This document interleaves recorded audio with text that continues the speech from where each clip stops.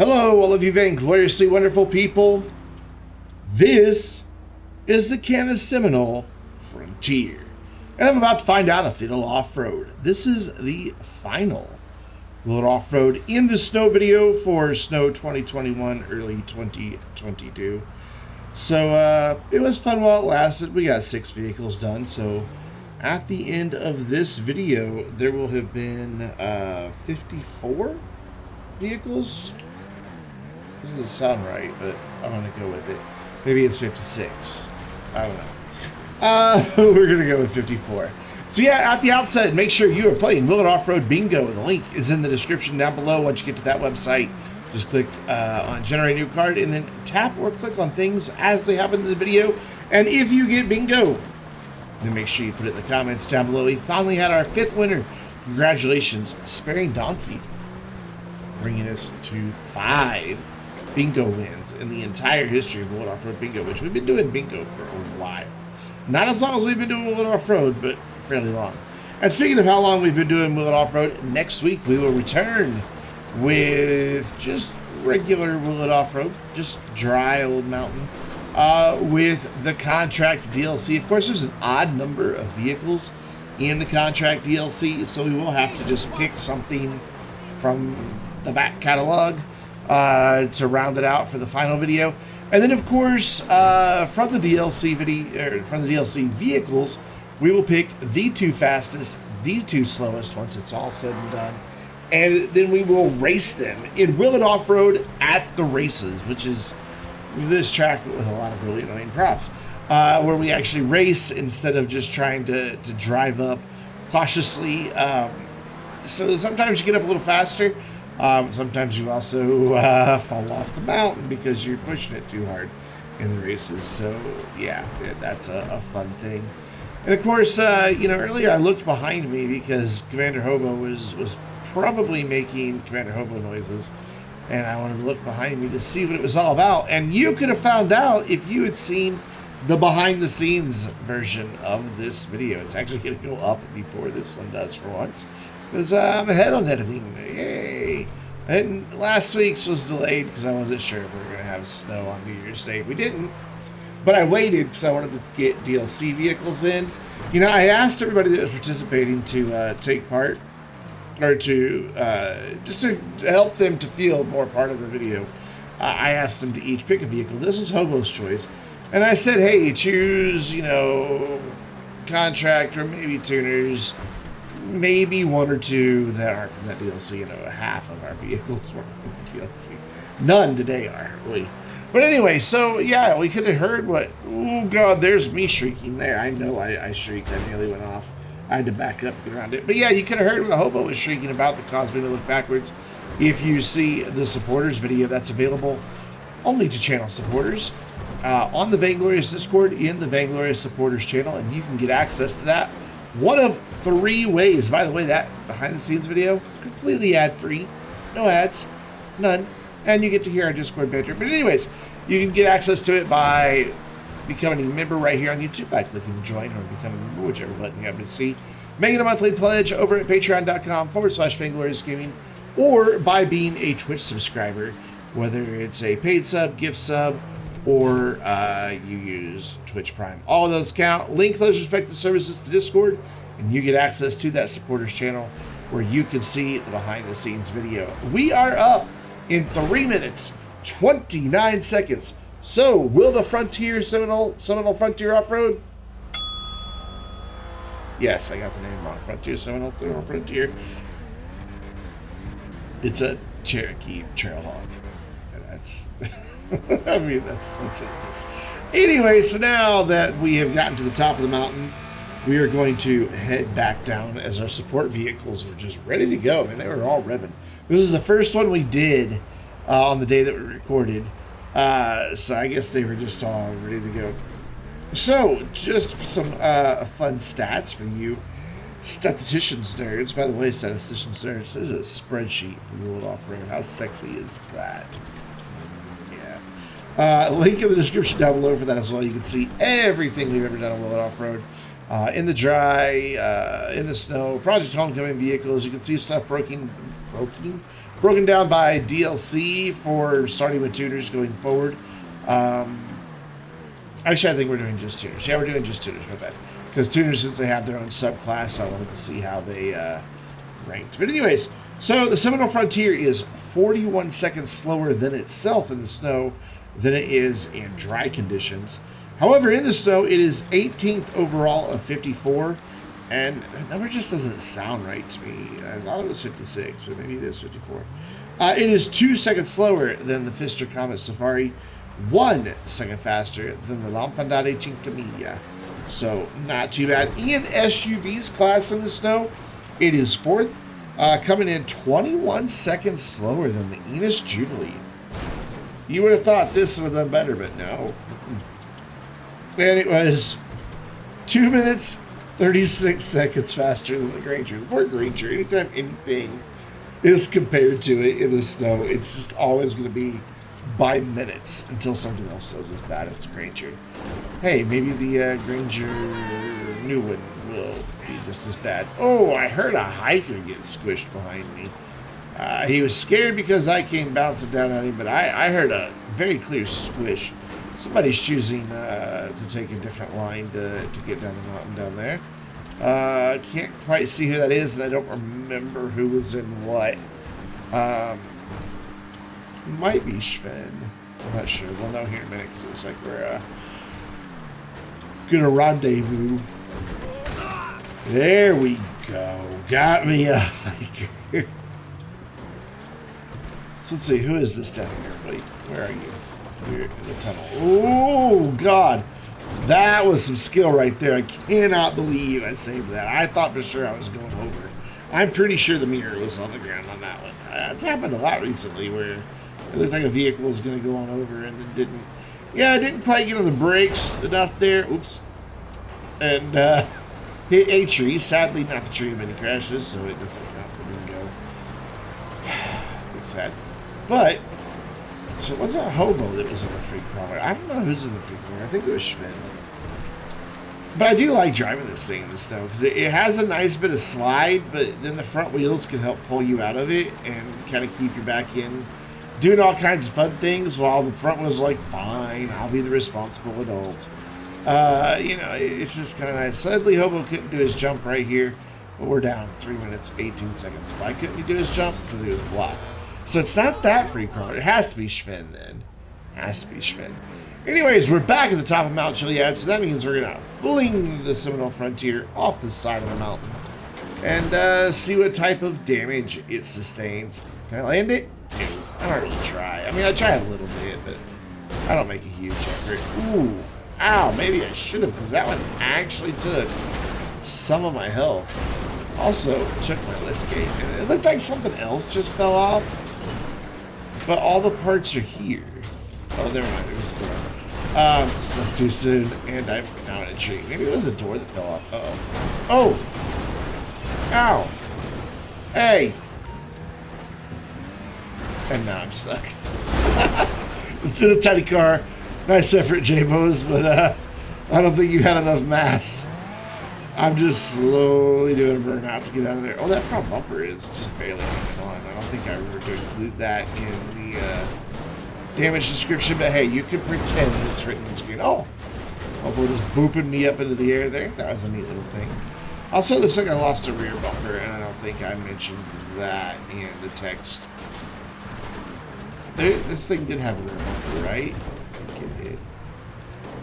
Pretty sure it did. I'm surprised it still has a front bumper because it is barely hanging on. Like, barely hanging on. So let's see, can I thread the needle? Yeah, that's threading the needle.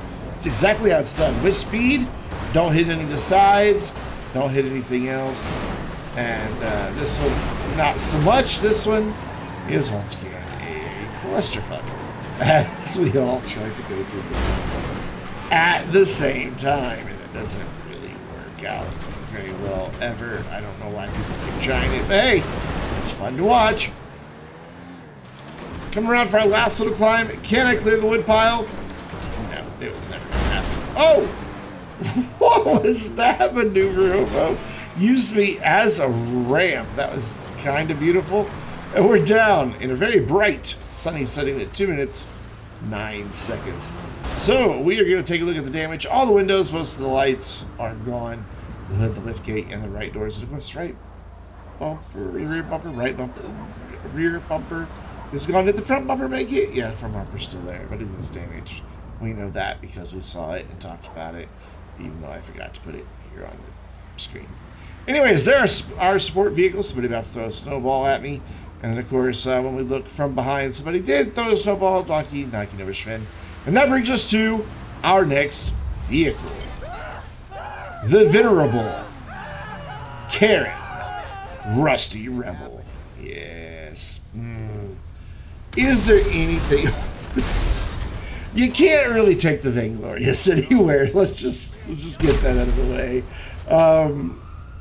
Instead of waiting for everything to blow up before we recorded, I just embraced it and decided to go. Sven had a wanted level, so we were trying to get out of here before the cops got to him and started murdering him.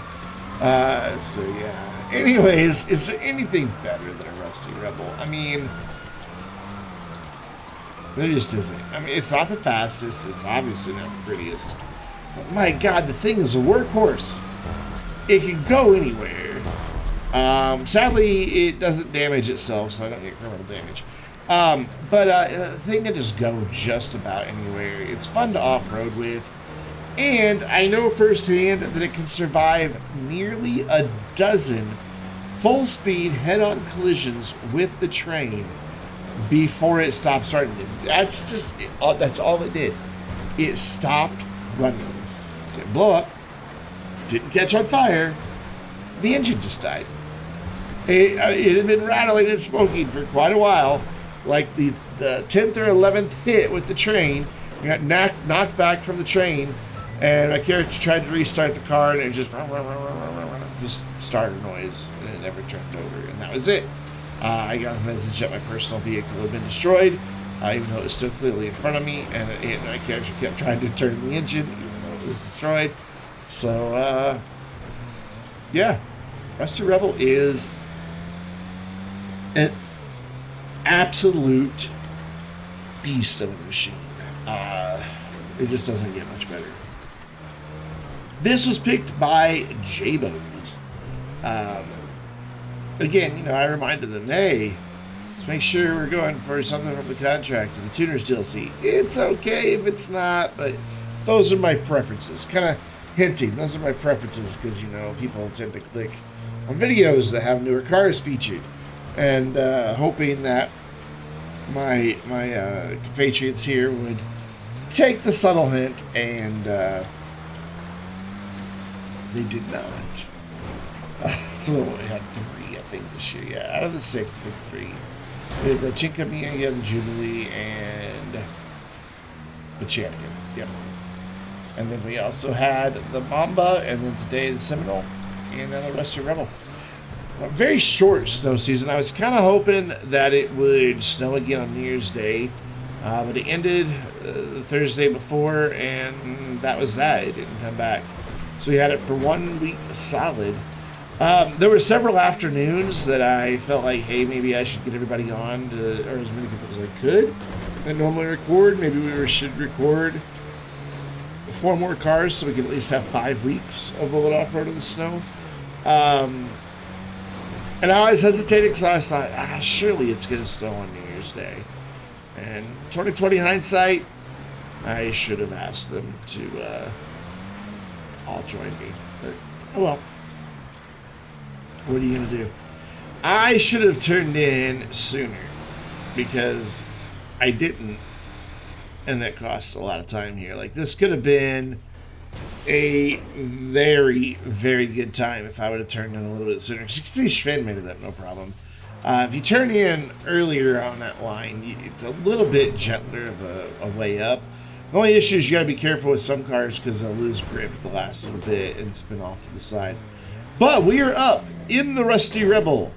3 minutes, 36 seconds. So, will it off-road in the snow? Yeah, and not a bad time. Again, 3.5, 3:45, decent time for off-roading in the snow. Nothing really bad. That is 28 seconds slower Then the Rusty Rebel turned in. Oh, no players achieved score. That is 20 seconds slower than it did in dry conditions, making it just miss the top 20. It is 21st overall. It is 0.13 seconds slower than the Italy GTO. So, the Rusty Rebel's as quick as an Italy GTO. You heard it here first. And it is exactly 1 second faster than the Vamos. There's Schwinn taking his unconventional lines. Mark that on your bingo card. In Offroad's class, I think earlier I called the Seminole Offroads and SUVs. In Offroad's class, it is 5th. Malk, I see you ain't been on that laptop. Dude, that call needs to go away. Like, why are we still getting that call? Rockstar said they were getting rid of them all, but I still get that one every freaking day. Anyways, 5th in Offroads, 26.5 seconds slower than the Insurgent, and 9 seconds faster than an RC Bandito. Yeah, I don't know what happened there. I wasn't watching. I was looking at my note card, so I don't know how I wound up in that predicament. I was reading stats off a note card. Somebody's in the way. How'd you get in front of me? I probably would have known if I weren't busy looking at the note card, reading stats. Man, I've had a couple close calls today between this and the Seminole Frontier. Seminole Frontier. The other one sounds right, but I know that it's Seminole Frontier. Anyways, I need to drink water.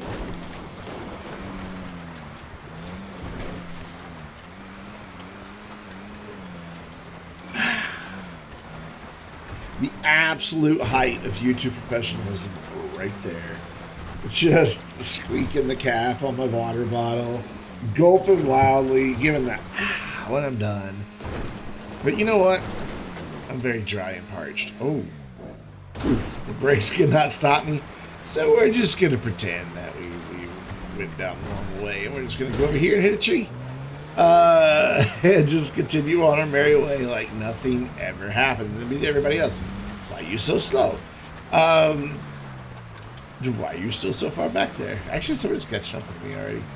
Look at this thing just slide around the corners. There's kind of just a very old and worn out majesty about the Rebel, but majesty nonetheless. I mean, it's. I like McLean Rebel, and yes, I do own both. Why? Because they're awesome trucks. Shut up.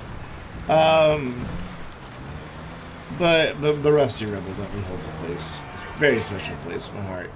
I have actually had, we're down by the way, 2 minutes, 53 seconds. I've had this Rusty Rebel since Xbox 360. That's what Donkey gets. Donkey rushed the camera, which makes it hard for me to edit. And he got smushed. I think it was Donkey. I'm pretty sure it was Donkey. But yeah, I've had this truck for a long time. You know, there's been times where I was at a garage space where just like, I can't get rid of my Rusty Rebel. I just can't. It can't happen. And I mean, it is switched characters, so okay, technically it's not the exact same one that I had since Xbox 360. But get over it. I always repaint it the same. And up until the iFruit app quit working, put the same license plate on it. Because this one, you can't change the license plate in Los Santos Customs or any of the other mechanics for that matter. But you can change it in iFruit, but iFruit doesn't work anymore. And Rockstar seems completely uninterested in fixing it. Like, I don't know if it works on iPhones, but on Android, when you open it, like, it opens. And then once you actually start doing anything, it just closes. It doesn't crash. Like, there's no crash report. It's gone. It's like everything in the app is like hitting one key to get rid of it. So you can't get into LSC on the iFruit app anymore. There's a bit of engine damage I just heard. I didn't catch that when I was editing the video. Mainly because when I'm editing the video, the audio is turned way down, so that I can make sure the voices for the behind-the-scenes videos stay in sync. Because nothing's worse than when they get out of sync and it causes the people in Discord to sound like they have an echo.